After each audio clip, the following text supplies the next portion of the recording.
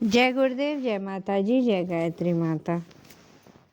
सजल श्रद्धा प्रखर प्रज्ञा गंगा की गोद में जुलाई 1969 का वह प्रसंग फिर याद करें कि उन दिनों शांति कुंज बन रहा था और गंगा यहाँ से 2-2.5 किलोमीटर दूर तक बहती थी, जिसे आज कदली वन कहते हैं।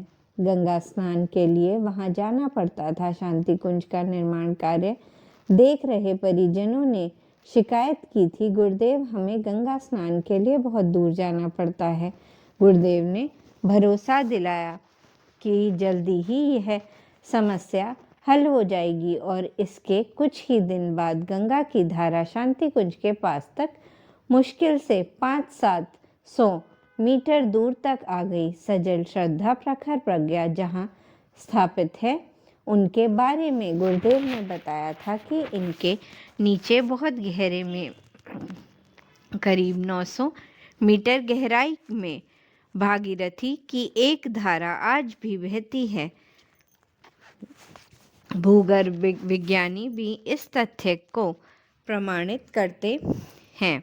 विज्ञानियों के अनुसार इस धारा के भागीदारी या किसी और नाम से संबोधित किया जाने का तो कोई प्रमाण नहीं है, लेकिन धारा की आयु कम से कम 5000 वर्ष पुरानी है।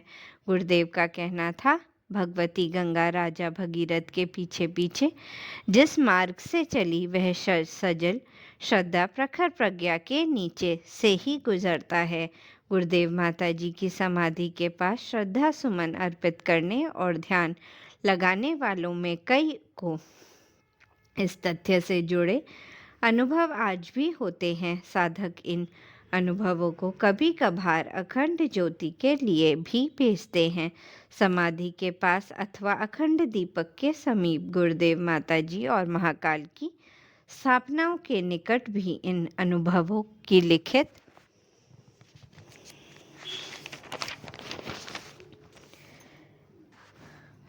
पातियों छोड़ी रखी मिलती हैं। सजल श्रद्धा प्रखर प्रज्ञा केंद्र की छतरियां उस अवस्था में सभी कार्यकर्ताओं के समर्पण निवेदन का केंद्र बनती रहीं जब गुरुदेव और माताजी से संपर्क नहीं हो पाता था। गुरुदेव के महापरायण के बाद इनका महत्व विशेष रूप से बढ़ने लगा। 1990 में गायत्री जयंती पर गुरुदेव ने महापरायण के बाद उनके पार्थिव अवशेष प्रखर प्रज्ञा में स्वयं माताजी ने स्थापित किए।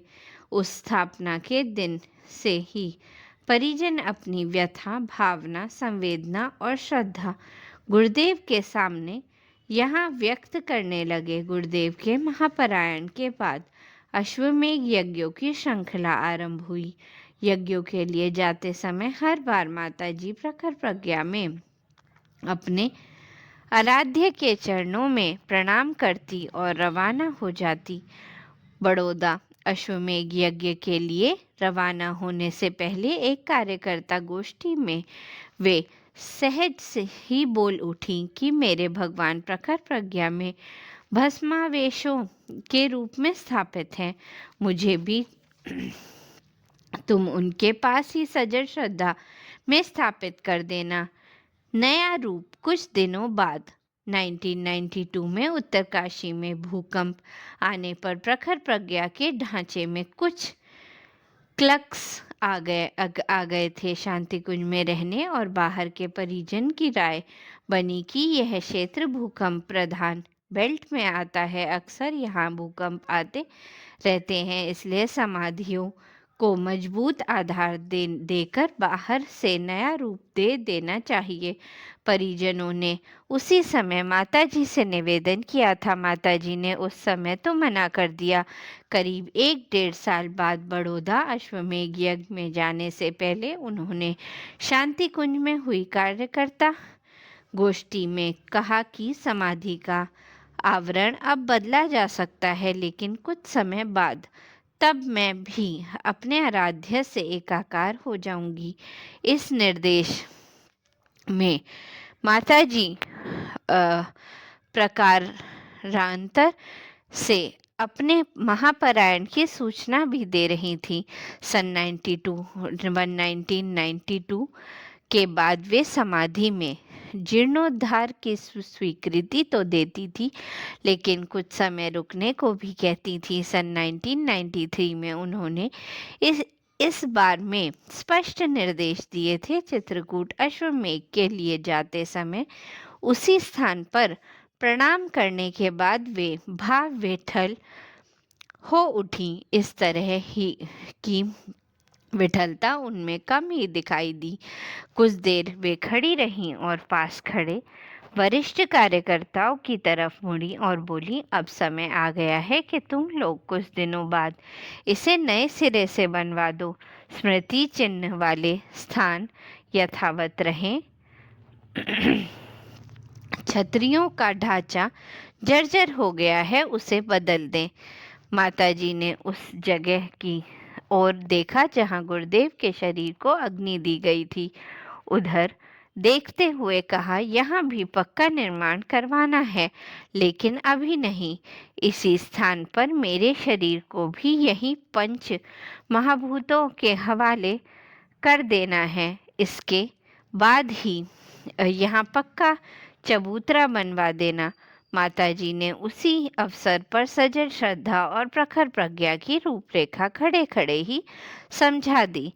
जिस समय वे रूपरेखा बता रही थी, उस समय उपस्थित परिजन समय और स्थिति के बोध से शून्य हो गए थे। उन्हें लग रहा था कि माताजी के प्रत्यक्ष और लौकिक सानिध्य से वंचित होने का समय आ गया है। माताजी उसी संबंध में संकेत कर रही हैं या उसी स्थिति को पढ़ रही हैं। इस नियति को सुनने में भी अपने आप को असहाय और विचलित अनुभव कर रहे परिजन स्तंभ थे। स्तंभता उस समय टूटी जब माताजी ने कहा कि ठीक है, इसी तरह करना। इस योजना को अंजाम देते समय थोड़ा बहुत आगा पीछा करना पड़े तो वह भी देख लेना। कहते हुए माताजी ने गुरुदेव की समाधि को एक बार फिर प्रणाम किया और आगे बढ़ गईं। परिजन भी अपने भाव में लौटे और माताजी चित्रकूट के लिए रवाना हो गईं। यात्राओं को विराम। चित्रकूट का महायज्ञ संपन्न होने के बाद माताजी ने अपनी यात्राओं को विराम दिया और अपने आराध्य के दिए निर्देशों के अनुसार सूक्ष्मीकरण की स्थिति में चली गई। गुरुदेव ने वर्षों पहले लीला स्मरण का जो समय बताया था वह पूरा होने जा रहा था। सितंबर 1994 में महापरायण के बाद उनके पार्थिव अवशेष सजल श्रद्धा में स्थापित कर दिए गए। इसके बाद समाधियों के नए और समग्र स्वरूप का आकार लेना शुरू हुआ। गुरुदेव और माताजी का जहां अंतिम संस्कार किया गया था, उस चबूतरे को भव्य रूप दिया गया। इसके निर्माण के परिजनों को कार सेवा का अवसर भी दिया गया। नींव में उस चबूतरे की मिट्टी को कूट कूट कर भरा गया जिस पर गुरुदेव और माताजी का अंतिम संस्कार किया गया था। नींव पूरी होने के बाद करीब 1 महीने में ग्रेनाइट का स्मारक तैयार हुआ। स्मारक के दोनों ओर गुरुदेव और माताजी के अंतिम संदेश उकारे गए। उस संदेश के अलावा गुरुदेव की लिखावट में ही गायत्री मंत्र भी अंकित किया गया। गायत्री मंत्र जो गुरुदेव के स्वरूप में समाया हुआ था। योगी देवराह बाबा के शब्दों में वह गायत्री मंत्र जिसे मानव रूप में देखें तो आचार्य श्री राम शर्मा, या वह गुरुदेव जिन्हें लिपि के रूप में देखें तो गायत्री मंत्र, समाधियों को आकर्षक और स्थायी रूप दिया गया।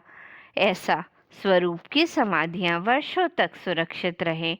इतना सुरक्षित और मजबूत कि महाकाल का यह घोंसला अपनी स्थिति अक्षुण्ण बनाए रह सके। चारों तरफ के स्थान को इतना विस्तार दे दिया गया कि 500 साधक वहां बैठकर ध्यान कर सकें। चारों ओर हरियाली, पुष्प, पादप और सुगंधित यज्ञ वातावरण साधकों को युगांतर चेतना से जुड़ने में सहायक ही बनते हैं।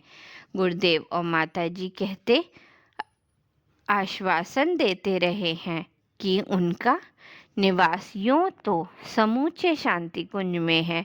साधकों की अनुभूति है कि उनके इष्ट आराध्य की घनीभूत प्राण ऊर्जा उनके स्मृति अवशेषों के इर्द गिर्द और भी स्पष्ट रूप में अनुभव होती है। जय गुरुदेव, जय माता जी, जय गायत्री माता।